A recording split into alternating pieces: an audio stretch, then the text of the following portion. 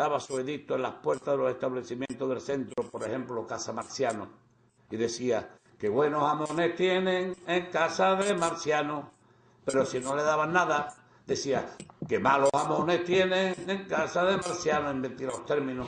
Y este era de la calle Carranza, de la Macarena. También tuvo una enfermedad y por eso él también quedó disminuido de esa forma. Y este es el jamón, también trabajó de regado del ayuntamiento. Y este jamón era el que estuvo en el Casa Marciano, que yo lo miraba y me llevaba las horas mirándolo con unas lagrimillas que de vez en cuando me salían. Porque el jamón pesaba 21 kilos y medio, una cosa de esa fuera. Era de la familia Señores Vaca. En el año 1945, que lo ponen en la foto, fue cuando lo sacrificaron, este tremendo jamón. Y otro singular personaje, que por tener los derechos de Cristal, era conocido por el apodo de Hierro. Antiguamente había esa costumbre de cuando veíamos a alguien que venía con uno, decía: ¡Hierro! Y a este le decían Hierro. Yo lo vi un día, era yo Botones entonces, en la Plaza del Pan. Le decían los puestecillos aquellos que hay allí del comercio, salía uno y decía: ¡Hierro! Se volvía y el Hierro lo largaba. Más todavía. Terminaba, salía otro de otra esquina: ¡Hierro! Horroroso. Le pasó el tren aquí en la estación de San Bernardo y le cortó los dos dedos. Salió casi leso. Le pasó el tren por encima. Y se lo observa en la mano izquierda, que le quedó los dos dedos del centro del corazón y el otro este. Y entonces le quedó así en la mano. Ve cómo tiene la mano de esta manera. Cuando se metían con él, después de largar todo lo que largaba, pues añadía con la mano izquierda así, decía así. No tenía que hacer nada, si nada más poner la mano así, pues ya tenía él suficiente motivo para meterse con los que le habían alargado de madera. Laureano era un hombre enano de estatura, pero no de cabeza, empleado en los pisos de la calle Cardenal Cervantes, y después del derribo pasó al ayuntamiento, donde fue amigo de los empleados. Alguna vez, cuando yo era niño, me atemorizaron con llevarme a su presencia, o bien que lo iban a llamar para que viniera, aunque nunca noté en el rasgo alguno que no fuera su simpatía. Siempre tenía en el rostro una sonrisa abierta y como bebía algo más de la cuenta, cada vez que bajaba del tranvía, por sus cortas piernas, sus papas y la altura de los escalones, porque ahí siempre cae de cabeza al suelo. Pegaba unos cebollazos tremendos. Estoy aquí con Nicolás Sala y con el director estaba en la Plaza del Pozo Santo, por allí. Y Carlos Franco. Carlos Franco era un artista elegante vestido en su juventud. Y cuando a su vez ya no era tanto, se ganaba el sustento cantando en las fiestas y en las casas de vecinos, siempre acompañado de su esposa y de su guitarra. Al menos siendo mayores vivían en la calle Lictores. Cantaba coplitas de su invención. Entre una y otra interpretación se tomaban su copita de vino con el dinerillo recogido. Y en una de las coplas decía: mi mujer y un servidor nos queremos desde niños, pero cuando no hay dinero se le acaba todo el cariño. Ilusión, ilusión, ilusión. Terminaba sin rimar, pero tenía un arte estupendo. Iba a mi casa también, al Corral del Conde, iba él cantando y pidiendo, porque mi casa era una especie de obligado curso de todos los personajes estos, para estar pregonando, vendiendo. Y en el famoso... Eso decía también: y eso no es nada, y eso no es nada, y eso no tiene importancia si no se les quiere dar. Y en el famoso antiguo bar Los Tres Reyes, en la Puerta de Triana, una madrugada cantaba un cliente allá a las 4 o las 5 de la mañana, con una patita de esa graciosa, y se ponía: ¡ay! ¡ay! Y Carlos se va para él y dice: hombre, le echa el brazo por encima. Es el flamenco, hay que darle un poquito más de genio. No se canta flamenco, hombre. Ay, ¿cómo puede ser? Se acercó, el otro esperaba que le iba a decir algo. Y le pegó un bocado a la oreja. Este pega un salto. Dice: ¡ay! Pegó el chillo y dice: así es como que dice el flamenco, con genio. No como lo estaba tú cantando, mi alma. Y aquella señora apodada, la que te brilla en las espuelas, o la caoba, o María la chocolatera, Casi siempre se tapaba la cabeza con un pañuelo ante las constantes detenciones que sufrían por los guardias municipales, llamados guindillas, que les aplicaba la nueva ley de vagos y maleantes por pasar su pañuelillo pidiendo después de la cantar por las tabernas.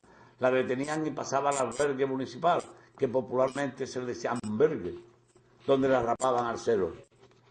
Posiblemente por su raza gitana, al escaso aseo le decían María la Chocolatera, apodo que le disgustaba y se bragaba con que se lo dijera. Solo un vecino del Calderón de Dos Hermanas, apodado el Poli, y de profesión barbero, se lo repetía con frecuencia diciéndole: ¿por qué te enfadas cuando te dicen María la Chocolatera? ¿Tú vendes chocolatina? Tú no te enfades, aunque te digan María la Chocolatera. ¿Que te dicen María la Chocolatera? Pues tú no le eches cuenta a la gente. Y se lo decía 6 veces y no se enfadaba con él. Y siempre cantaba la misma letra del fandango que decía: que te brillan las espuelas, ¿de qué regimiento eres? Señora, soy de caballería de Jerez de la Frontera, que allí era donde vivía. Y solía cantar en las tabernas y terrazas, preferentemente por la Alameda y la Puerta de la Carne, en los jardines de Murillo, cuando siempre estaba su entorno lleno de quintos y soldados de intendencia por estar allí su cuartel, rondando a la señorita en niñera en busca de alguna chuchón o del bocadillo del niño, que a lo mejor decía que no tenía ganas. Y vivía en la calle Veracruz del Cerro del Águila y tuvo relación sentimental con Manuel Ayuso Fernández, alias el Torelli, limpiabota de la Alameda, y cantaba también con flamenco. Y Enrique Guillén Cascajosa, más conocido como el Vizcamate, era un gran cantador de fandango, con letras y estilo propio, que cuando terminaba de cantar por las casas el vecino gritaba: ¡niña! ¡Echarme aunque sea un bollo roto! Y en el bar Manolo de la plaza de la Alfalfa se sacaba el ojo de cristal y lo ponía en el mostrador como fianza y decía: quédatelo y ya vendré a pagarte la copita de vino que me he tomado. O un día le pidió con un castelo hermano, lo presencié yo en la plaza de López Pintado. Estábamos asomando un balcón. Le dice: ¿echamos una pesetilla? Dice: no, que se vuela. Le dice ese: se pues méteme en un bollo, mi alma. En mi último libro también recojo otros datos y alguna que otra anécdota de este artista, que nació en una choza del Pilar de la Calzada, en el barrio de la Viña, que allí detrás, y murió en otra choza debajo del puente de Tamaraquillo del Cerro del Águila. Estaba un día en esa choza y llegó uno y dice: ¡Visto! ¿Quién es? Soy yo, Manolo. ¿Qué quieres? Que ahí hay un señor que quiere excusarte a cantar y te va a dar dinero. Dice: bueno, pues espérate un momento que no encuentro la perilla de la luz. Entre una choza. Y no podía olvidar el trovador de Sevilla, Paco Palacio del Paldi, que tanta magnífica sevillana cantó con su estilo tan personal, y de entre ellas las dedicadas al Corral del Conde en el año 1990, aunque en este caso la letra corresponde a Pepe Cudelo, otro amigo y poeta vecino de dicho corral. El Pali cantaba la sevillana con un estilo especial que llevó a calar en el mundo del cante y el baile de este arte sevillano.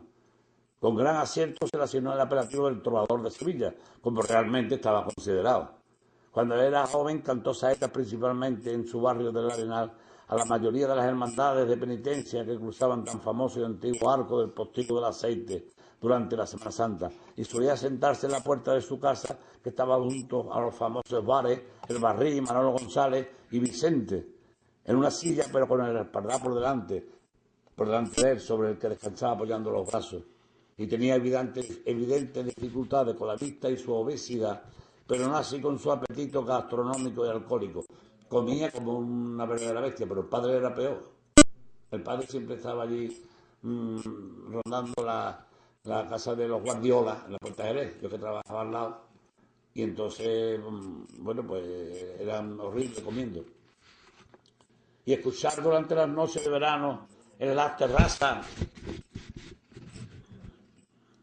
del Parque de María Luisa y los bares del entorno, La Raza, Bar Citroën, Bilindo, Alfonso, el kiosco de Abilio, el puesto de los monos, etc., a un violín bien afinado interpretando música clásica española o canciones de amor, era todo un privilegio. Lo hacía posible un hombre menudo, con bigote bien cuidado, palomita y traje negro, educado y casi sonriente, al que se le conocía popularmente con el apodo de Sarasate, en honor del prodigioso músico navarro, Pablo Sarasate. Era un hombre muy tímido y vivió en la casa número 6 de la calle Candela, de la barriada sevillana de la Candelaria, al que le habían efectuado la traqueotomía también, y su nombre es Ricardo García Belgrano. Una vez concluida cada interpretación, pasaba el violín con las cuerdas boca abajo, o sea, por la espalda, sobre la que le depositaban alguna moneda a los espectadores. Y Antonio Reyes Cruz, conocido como el chato del acordeón, y era como la sombra de Sarasate. El violinista apenas se apagaba las notas de su cuerda y pasaba al músico la tapa del violín convertida en bandeja. Comenzaba a sonar el acordeón en las terrazas y Sarasate y el chato del acordeón eran una estampa costumbrista. Y otro Sarasate sevillano fue Eugenio Sánchez, que vivió en la calle Lictores, número 12, y frecuentó asiduamente Santa María la Blanca, y su apodo le fue adjudicado por su larga melena y cierto parecido al gran físico compositor. Más que comer engullía todo lo que le llegaba a su alcance, y su insaciable apetito que le llevaba a tragar hasta los restos de comida de los bares y restaurantes, pues además estaba tieso. Y un buen día se presentó en el bar de San Benito, frente a la iglesia, en la calle del mismo nombre, con un gran bote que contenía una larga y blanca solitaria, que era la que provocaba su ansiedad gastronómica y la de la que ignoraba su existencia, ni que decir tiene las exclamaciones de repugnancia de las señoras que lo presenciaron. Y el singular tabernero y propietario de la bodega Quitapesares cita la antigua Plaza de la Paja, hoy padre de Jerónimo de Córdoba. Esto de la Plaza de la Paja era como consecuencia de que en el tiempo de la alhóndiga, allí donde vendían la paja para los animales que tanto circulaban allí para llevar las frutas y verduras y todo esto. Y entonces era José Pérez Blanco, conocido como Pepe Perejil. Este apodo le venía por su bisabuelo, que tenía el apellido Pérez Gil, hombre corpulento, agradable y simpático, que era además capaz de cantar con su gran voz de flamenco, saeta, sevillana, y hasta la dio a la vida de la ópera tosca de Giacomo Puccini, aun detrás del mostrador donde ponía la tapa de buena chacina sobre un simple papel vegetal. Antes era papel de estraza, y su categoría lo pusieron papel vegetal. Era bueno, agradable, hacía buenos caracoles. La que está al lado suyo con el pañuelo puesto es Luz Hazard. Otros muchos personajes, entre los mismos artistas, le decían que el Perejil, en vez de cantar saeta, le reñía a los Cristos.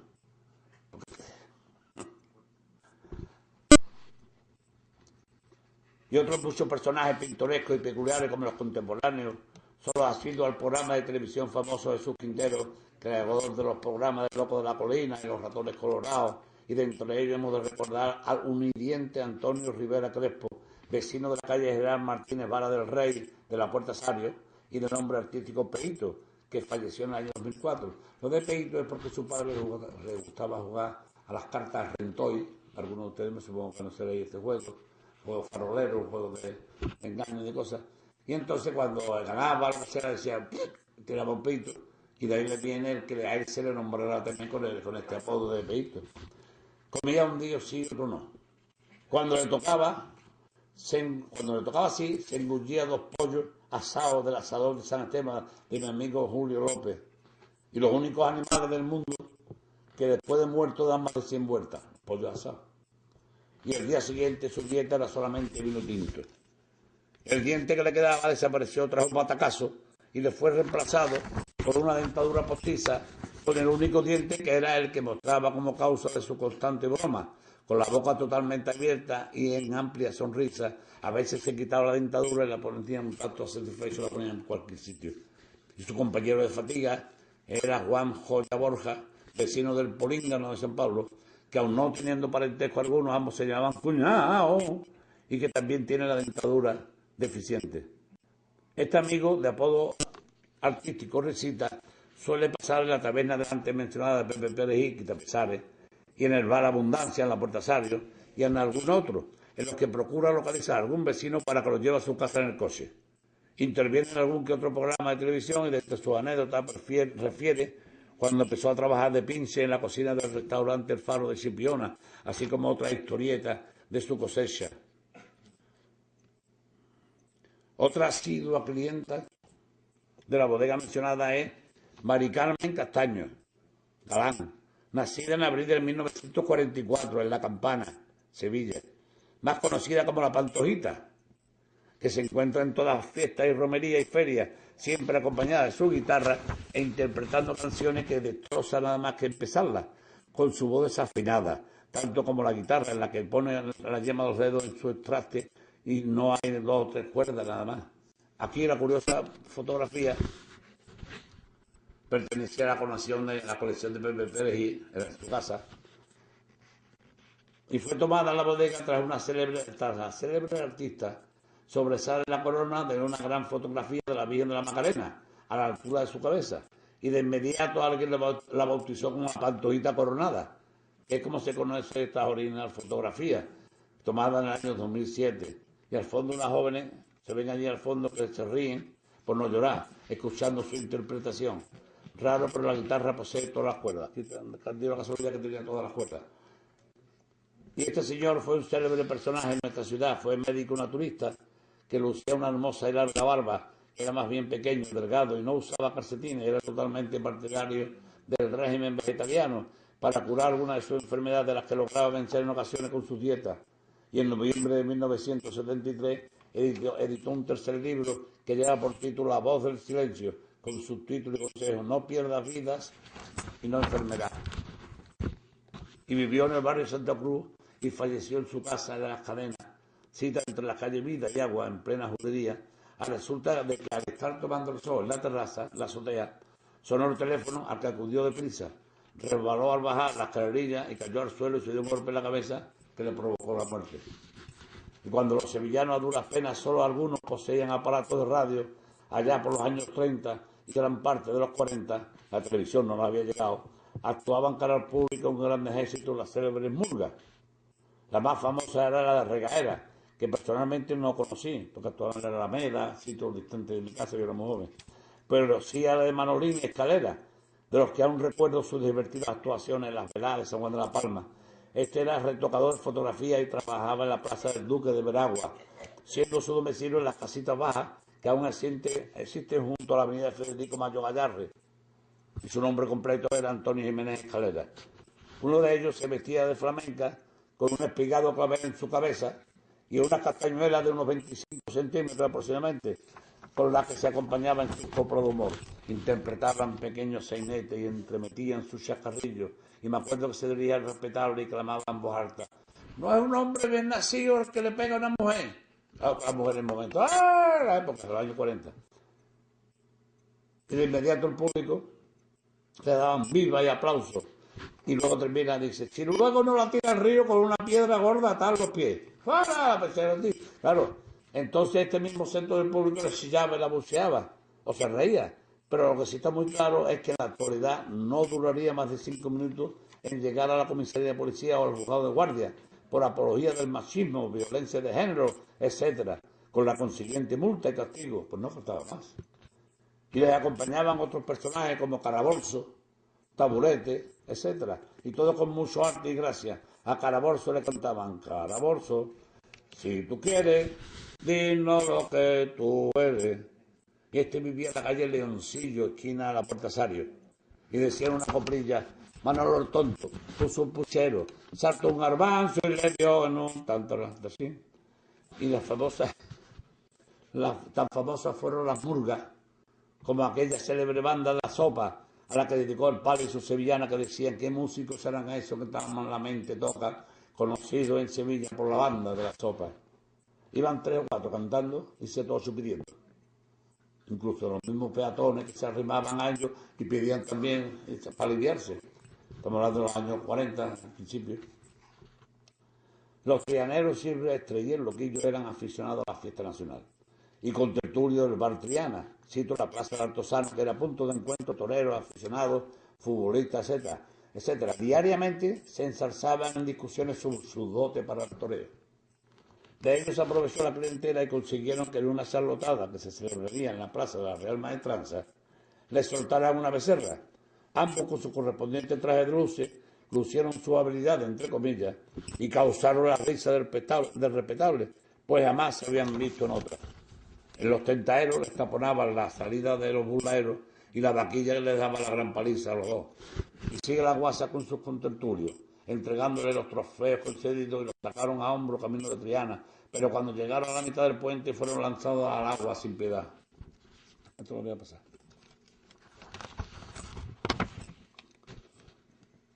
Sí. Y un célebre personaje en el humor fue Francisco Gómez Gandía, el nombre artístico Paco Gandía, que era un gran especialista y maestro, aunque su primera y gran afición era el cante flamenco y el toreo, pero también intervino como actor en el teatro y en el cine. Falleció en febrero de 2005, a los 75 años de edad. Asistía al tanatorio donde acudieron gran cantidad de artistas porque él era compañero y amigo de todos. Decía como frase famosa que él no contaba chistes, que eran hechos verídicos. Había que presenciarlo en el escenario o en cualquier reunión con su aspecto serio y relatándolo uno a uno consecutivamente sin pausa, pues memorizaba estupendamente. Y los chascarrillos que alcanzaron más fama fueron, entre otros, los del niño de los garbanzos y el entierro de Serafín con droga en los incensarios. Y de joven acudía a los bautizos acompañados, a estos bautizos acompañados en las casas de vecinos de otro humorista muy corto de estatura, que era enano, que le decían Cabea, vivía en la calle Guadalupe. ¿Lo recuerda? Frente a la calle Conde Negro, vivía allí, bajito, tiene mucha gracia también. Entonces iban ellos los bautizos, los llevaban agarrado de la mano para cada día, y él te contaba, el enano. Dice, yo cuando nací, me dijo la matrona que yo era un fenómeno y que me había durado un día, una semana, pero que no había arreglo, aquello no. Se murió la matrona, mi madre, mi padre, los vecinos, el único que quedó soy yo. El hermano de este era la gamba, ese que estaba colorado, que era un poquito así. Y ellos paraban en el bar de Serra, donde ponían barbos, en la época de que ponían los barbos. Por delante. No sé más adelante, joven. Y paraban en la calle Recaredo, o en el jueves, donde te lo encontraras, te contaban un par de chistes rápidamente. Pues además tenía una gracia.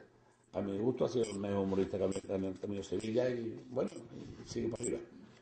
Y yo no recuerdo su nombre, pero era un hombre siempre acompañado por su mujer, como debe ser, que llevaba consigo una banqueta sobre la que colocaba una tabla y se sentaba encima de forma que quedaba la otra mitad fuera. Era mayor, con voz bronca y un par de nubes de ojos, algunos decían cielito lindo. Y sacaba dos marionetas, Cristobalito vestido de flamenco, y decía que eran Lola Flores y Manolo Caracol. Este cantaba La Niña de Fuego, La Salvadora, y los hacía bailar la tabla, que hacía bambolear. La Lola con un traje de gitana en el que apenas se distinguían los lunares por el uso de los años. Y taconeaba sin parar con sus piernas, que eran dos palitos colgando de los glúteos de su cuerpo serrano. Pero tenía arte aquel hombre, y fue el padre de un famoso torero. Y un recuerdo para aquellos 4 hombres que eran gallegos, que transportaban los pianos entre 2 palos sostenidos su parte inferior por una gruesa soga, y llevaban un paso firme, silencioso y a compás por nuestras calles, trasladándolos a de domicilio sin que luego desafinaran a la hora del concierto. Comentábamos sobre el famoso lotero Escame, el de la administración que había en la Plaza de Europa, al confesionar las participaciones e hizo una determinada de 2704, que salió miedo con el gol. Las compró toda Sevilla y por consiguiente la alegría era inmensa en todos sus barrios, cuyos vecinos compraron los extras que carecían antes de ser aseados y luego con grandes fatiguitas. Se le trasladó a la cárcel de Ranilla, donde parece ser que falleció y su familia se mudó a una buena casa que había frente al corral del conde, de 2 plantas, desde la que una joven sirvienta llevaba diariamente el menú. Y es que la picaresca unida a la ambición son malas compañeras en cualquier viaje. Francisco y Seferina formaron matrimonio del que nacieron sus hijos Paco, Pepe y Juan, en el Corral del Horno, anexo del Corral del Conde, y vivieron en el Corral este. Francisco era el que llevaba el carro de la nieve y repartía y gritaba con fuerza, ¡nieve! Y con un punzón cortaba las barras de nieve y los pequeños trozos que saltaban los cogíamos los niños y nos los metíamos en la boca para degustar su frescor. No así su sabor, pues eso era como si fuera un polo, pero costaba 25 céntimos de peseta. De ahí la frase popular, tiene más niños que el carro de la nieve. Y montaba a sus hijos y niños y vecinos el dicho carro. Para darle una vueltecita, como la fábrica de hielo estaba en la calle Sol Ángel de la Cruz, y desde su azotea se veía la pantalla del cine de verano Regina. Pues los llevaba y veían gratis las películas. Victoria era otra vecina del mismo Corral del Horno y visitaba a diario su sagrario. Y a esta misma bodega, Tascas y Bares, se asomaba de paso Antonio, apodado el Tornero, que vivía cerca en el Muro de los Navarros número 8. Victoria y el Tornero, siempre juntos, conocían las tabernas al dedillo, Quitapesar, el Tremendo, el Punto, Casaflores, el Como y el Rinconcillo, donde bebían y vivían sus asuntos. Y se conocieron, decidieron casarse, y cuando el cura de San Ildefonso, don José Barriga Coronel, los vio en el estado de embriaguez en que se encontraban, les dijo: yo así no los caso. Y contestó ella: bueno, nos vamos y hacemos unos rebujitos decentes. Vamos, Antoñito, mi arma. Y de inmediato los casó. Y el cura. Y se fueron a vivir a casa de ella, en el Corral del Horno. Pero la acompañaban su hijo, la mujer, 3 hijos menores, la suegra y una cuñada. Y el pájaro que tenía también allí, que también se lo llevó. Aquello terminó por el asesinato del Tornero de la consuegra. Le metió un formón. Yo venía de Piscina Sevilla, recién inaugurado Piscina Sevilla.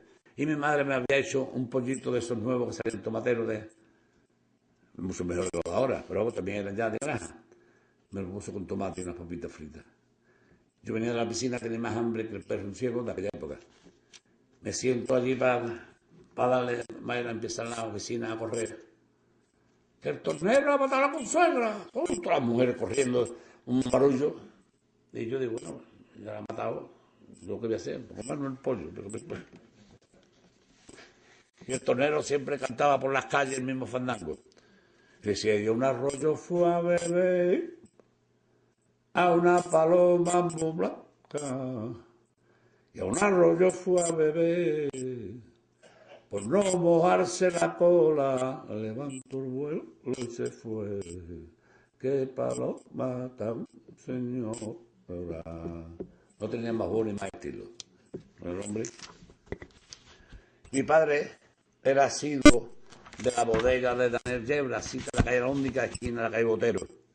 Y en la acera y esquina de enfrente había una barbería con 2 maestros peluqueros, y uno de ellos, el mayor, que era el dueño de la barbería, le decían que iba a tener la muerte del conejo, o sea, atravesando la carretera desde el bar hasta la barbería, de la barbería al bar.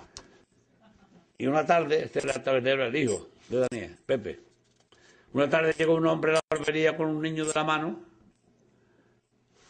Y dice: maestro, ¿está usted libre? Yo digo, se me usted, me va usted a lavar la cabeza con el champú anticaspa este que me ha salido. Me va usted a pelar a la navaja. Me va a arreglar el bigote. Me va a afeitar. Me va a dar masaje de Freud, no sé cuánto. Y luego me voy al bar, los pelo hasta allí mientras pela usted al niño a flequillo. Al niño lo pela usted a flequillo. Bueno, pues está hecho. Lo pela, le pasa el cepillo para un poquito de la coba. Se va el hombre, el cliente, termina de pelar al niño, dice: anda, mi alma, vamos para allá. Se lo queda Daniel, al padre de este. Daniel, aquí va a venir un hombre con una americana clara. Dice: sí, hace 5 minutos que ha ido. Que por cierto se ha tomado 2 tintos porque dice que tú lo has convidado. Dice: que yo lo he convidado. Se ha sido a él que me diga a mí que me ha invitado a una copita. Pues ha dicho yo, ¿qué quiere que te diga? Ay, Dios mío. Dice: niño, mi alma, tu padre...